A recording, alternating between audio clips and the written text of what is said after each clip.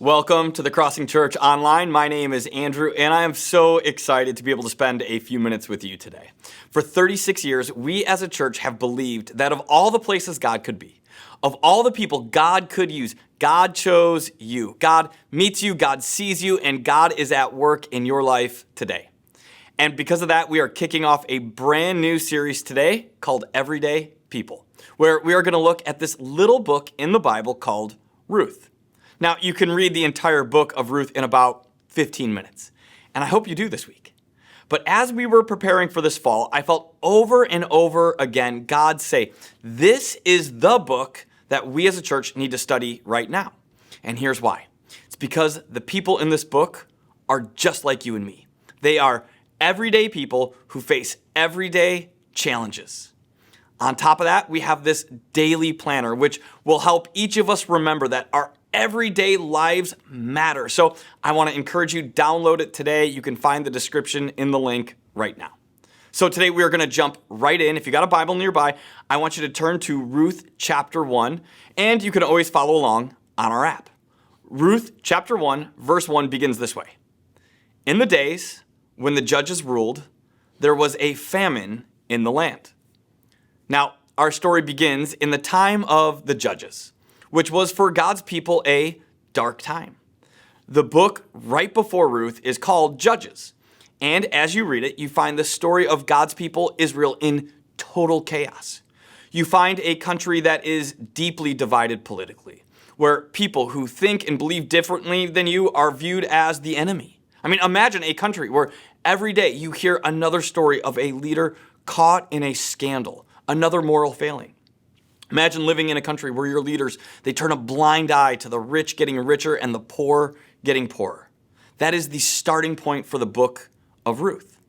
On top of that, there is a famine in the land, meaning the rich and powerful, they're doing just fine. But everyday people, the price of food is skyrocketing, inflation is out of control. So most people, they carry this crushing anxiety around their finances. And then spiritually, the people of God have just turned their back on God. I mean, they say things like, I believe in God, but they don't live as if God is real. In fact, there is this verse that gets repeated in Judges. It's a summary of the spiritual state of the people. We see it in Judges chapter 21, verse 25. It says this, in those days, Israel had no king. Everyone did as they saw fit. Meaning, the general belief the people have was, I can do what I want. My feelings will decide how I behave and how I treat others. So let me just summarize the context of the book of Ruth. In a day of deep division, corrupt politicians, a growing inequality of wealth, steep inflation, and a day of spiritual apathy. Does that sound like any other time in human history? I mean, how crazy is it that the book of Ruth, written thousands of years ago, faced the exact same things that you and I face today? And I want to pause here for a moment because one of the things I love about the Bible is how the Bible speaks directly to us today. So today, if you're watching and you find yourself disillusioned about how divided our country is, this book is for you. If you find yourself frustrated about the political polarization going on in our day, this book is for you. If you are stressed because you are struggling to make ends meet, this book is for you. And if you look around at the spiritual apathy in our world and you're losing hope, this book is for you. So when we read Ruth chapter 1, verse 1, in the days when the judges ruled, there is a famine in the land, we want to know. In a day of chaos and confusion, in a day where it feels like things are going from bad to worse, we all want to know, where is God? It's a question many of us are asking today, isn't it? As we look at our world today, we wonder, where is God? And what I love about this book of Ruth is instead of answering this question theoretically, instead what happens is we zoom in on one everyday family. And from here, the author of Ruth takes us from all the problems and challenges the nation faces, and we begin to zoom in on this one family. Here's the rest of verse 1. So, a man from Bethlehem in Judah, together with his wife and 2 sons, went to live for a while in the country of Moab. This man's name was Elimelech, his wife's name was Naomi, and the names of their 2 sons were Mahlon and Chilion. Now, we have 2 main characters here. Their names are Elimelech and Naomi, and they are planning to move from Bethlehem, a city in Israel, to Moab. Now, to us, this is probably just a bunch of details, right? But the original audience would be shocked by this. Because you have to understand, nobody moves to Moab. I mean, Moab was widely considered a land of darkness. The people of Moab were bitter enemies of Israel. Moab had a very strong military. So the people of Israel, they lived in constant fear because the Moabites were constantly invading, killing, and destroying in Israel. On top of that, the people of Moab, they worshipped a god known as Chemosh, who they believed was the god of war. Now, Chemosh would supposedly help you win battles if you participated in child sacrifices. So you and I, we can just imagine how a practice like that would warp a nation. You see, Moab was a violent, dark place. And yet, we find Naomi, Elimelech, of all the places they could go, they choose to move to Moab. They decide, we're leaving Bethlehem. We are leaving our friends, our family. We are leaving the God of Israel. And we are going to move to Moab. And so they set out on a 50-mile journey from Bethlehem to Moab. I mean, 50 miles, where every single step takes them further and further away from God and the people of God. And every step takes them to this place of darkness, to Moab. Now, why are we talking about this? Because I'm guessing that every one of us could look back at some decisions we've made in our life that took us to a place just like Moab. I mean, every one of us has some things in our past, some decisions that we've made that led us to a place just like Moab. I mean, maybe you're right there today. I mean, maybe for you, what started out as a drink or two to take the edge off a hard day of work has now become a habit. Maybe over time, 2 drinks became 3, and then 4, and then 5.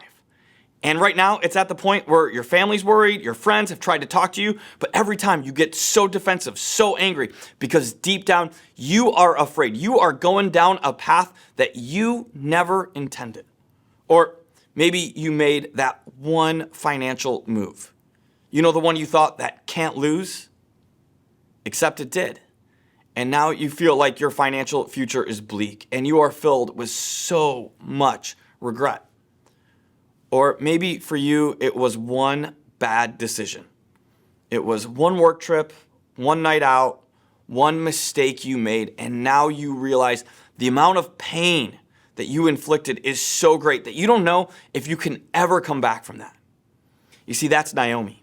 She is headed down a path to a place filled with regret and darkness, and every step is leading her farther and farther away from God, farther and farther away from the life she was intended to live. And then one day, out of the blue, tragedy hits. Verse 3. Now Elimelech, Naomi's husband, died, and she was left with her 2 sons. They married Moabite women. Again, this is another thing the Bible forbid. One named Orpah, the other Ruth. After they had lived there about 10 years, both Mahlon and Chilion also died. And Naomi was left without her 2 sons and her husband. So what happens is Naomi's husband dies, which is devastating. But to make matters worse, both her sons then also die. Now, we got to pause here because sometimes when we read the Bible, we forget that these are real people with real feelings. They're just like you and me. And I bet all of you watching, you know what it's like to lose someone that you really care about. I mean, as a pastor, I remember the very first funeral I ever did was for a student who was part of my youth group, a kid. And I'll tell you guys, I'll never forget where I was when I got the call. I'll never forget sitting with the family and seeing the grief in their faces as they ask, "Where is God?" You see, that's Naomi. Tragedy hits, and she loses everyone she has ever cared about, the only people she has ever loved. See, those final words of verse 5, they should ring in our head. Naomi was left without her 2 sons and her husband. You see, Naomi, she has drifted from God. She has left her community. And now through no fault of her own, she has suffered this unbearable amount of loss. You see, Naomi is all alone. Naomi has no one to turn to. She has no faith to cling to. She has no family to cry with. And on top of that, she is a woman. And back then, women were not allowed to work. Women were not allowed to be educated. Women were 100% dependent on men to survive. So not only has Naomi lost her family, she has lost all means to survive. You see, the Bible gives us this little glimpse into the heart of Naomi here. And the Bible names are always so important. And the name Naomi, it means joyful. Now, the idea here isn't just to be happy, it's to be ecstatic about something. My kids right now, they love dessert more than anything else on earth. So my favorite thing right now is when we go out for dessert to just get a picture of them with their snow cone or ice cream, because those smiles, they communicate such joy. That's the picture of what Naomi means. It means great joy. But after the season Naomi has been through, she tells the people around her in verse 20, she says, "Don't call me Naomi." She told them, "Call me Mara." Now, Naomi means joyful, but Mara means bitterness. You see, life has left a sour taste in her mouth. She is grieving. She is scared. She has no idea what tomorrow will bring. Now, if the Bible was a fairy tale, in the very next verse, we would find a handsome prince would ride into town. He would meet Naomi and they would fall in love and they would live happily ever after. Or if the Bible was a Hallmark movie, Naomi would be played by the girl who played DJ Tanner from Full House or Winnie Cooper from The Wonder Years, and she would live in a small town, and one day a good-looking guy from the big city would walk in and they would meet at a coffee shop and they would have a will they, won't they type of relationship before falling madly in love with each other and eventually opening a bakery together. Now, I've never actually seen a Hallmark movie, but that's how I imagine they all go. You see, unfortunately for Naomi, this isn't a fairy tale. This isn't a Hallmark movie. This is the real world. So she is asking the exact question that we have been asking since verse 1. Where is God? And here's the good news. In the midst of all the mistakes Naomi has made, and in a season of pain and loss that she is enduring, God is about to move.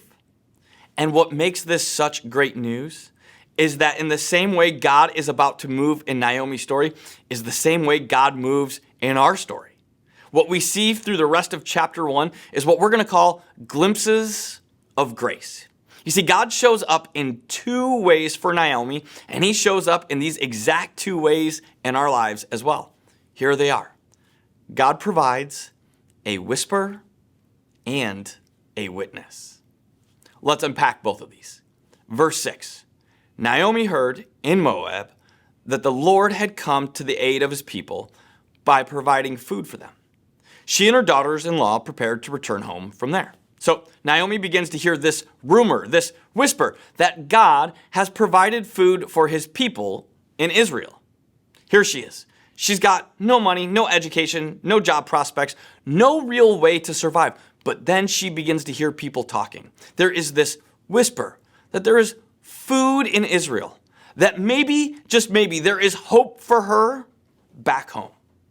Now, notice this. God doesn't part the heavens here. There is no angelic voice from heaven saying, Naomi, go back home. There is no message in the sky. You see, God could have done either of those things. But here's what I found in my life, is that most of the time, the way God speaks is way more subtle. God often speaks to me through conversations with others or through something I read. God often speaks to me in ordinary, everyday moments. And that's exactly what he does for Naomi. She hears this rumor, and something begins to click inside of her. She begins to ask herself, what am I doing here in Moab? I got to get back home. Now, this is a big deal. If you've ever ended up in Moab, if you've ever made a mistake in your life, if you've ever screwed up, you know how hard it is to turn around. I've shared this with some of you before. When I was about 9 years old, I got really mad at my mom, and I told her I'm done with her stupid rules, and I could make it on my own. I didn't need her anymore, and so I did what any brave, intelligent 9-year-old would do. I ran away. And I'll tell you, I made it about 2 blocks. And then I realized I got no idea where I'm going. I got no food, no water, and it was starting to get dark out. And in that moment, I had a big decision to make. Do I keep going or turn around? Now, even as a 9-year-old who wanted dinner, it was tough to turn around because it meant I would have to apologize to my mom. It would mean I would have to admit I was wrong. And I don't know about you, but I hate admitting I was wrong. The most famous story Jesus ever told is known as the prodigal son.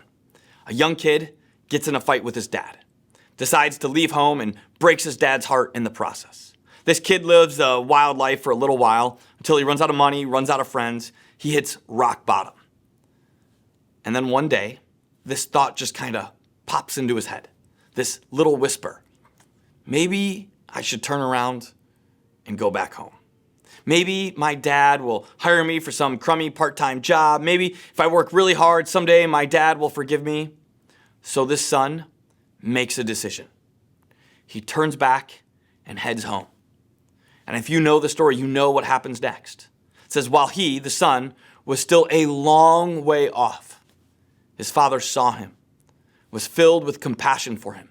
He ran to his son, threw his arms around him, and kissed him. You see, this dad who had been wrong, this dad who had his heart broken, he sees his son off in the distance, and he is overcome with emotion to the point where he just sprints to meet his son.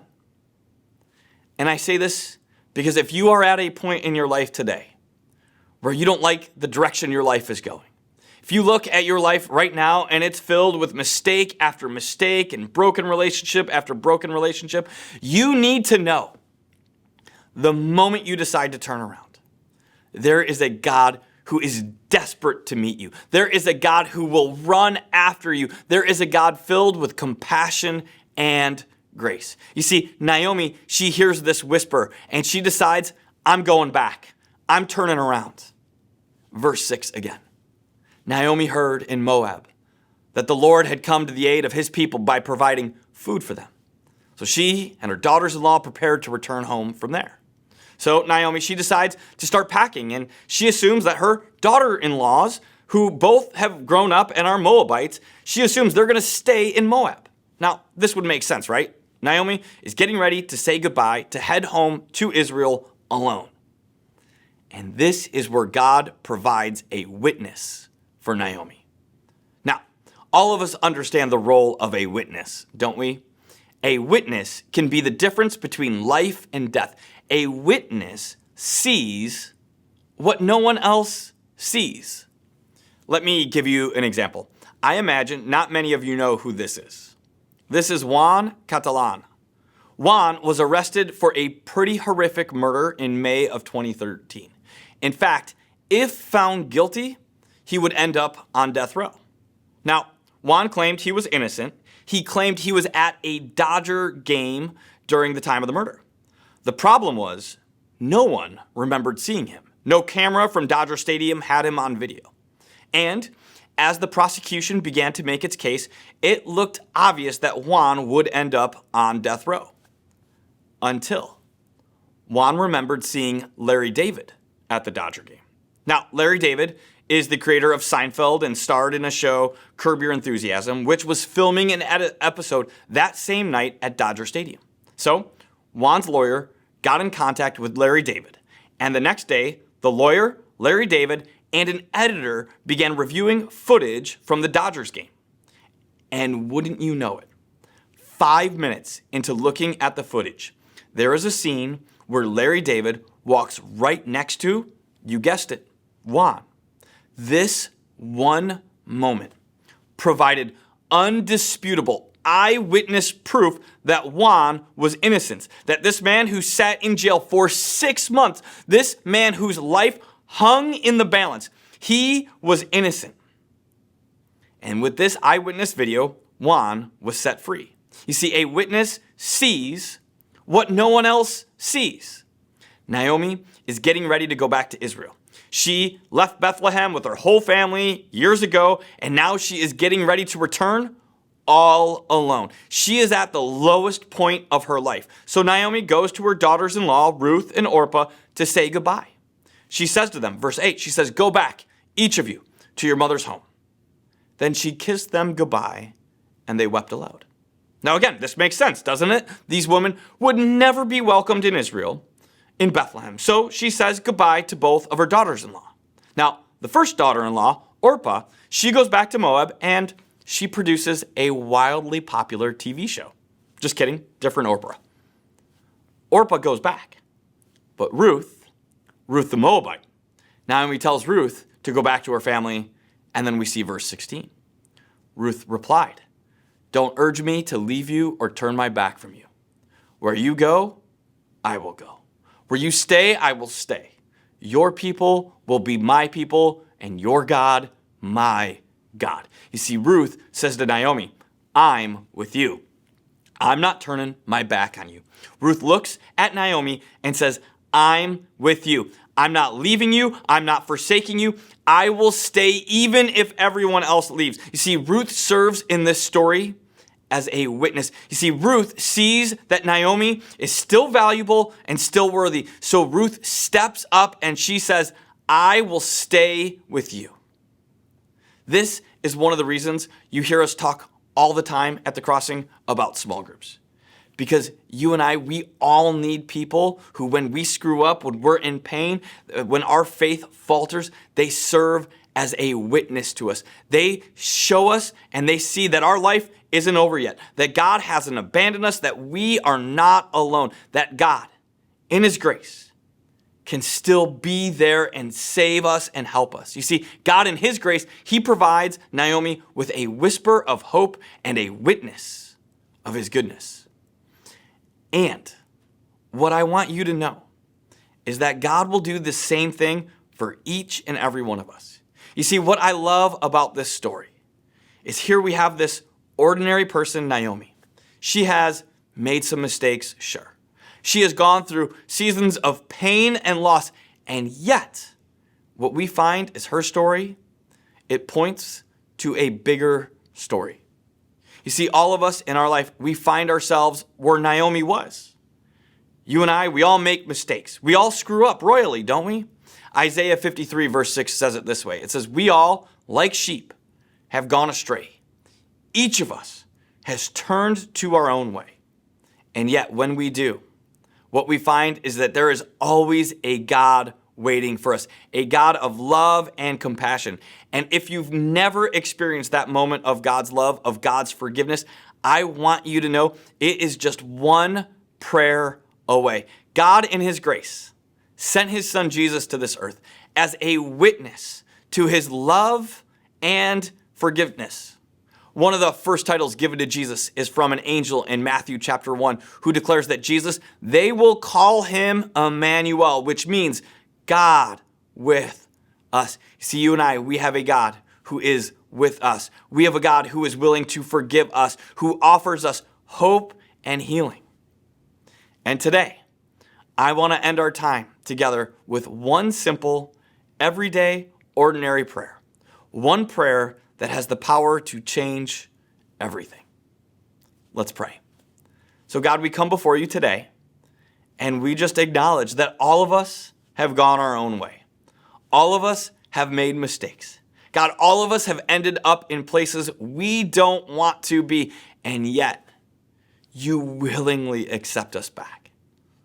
And so today, God, we choose to turn around. We choose to accept your gift of love and grace and forgiveness that you offer. God, we thank you that you are such a good God. And we pray this in your Son's name. Amen.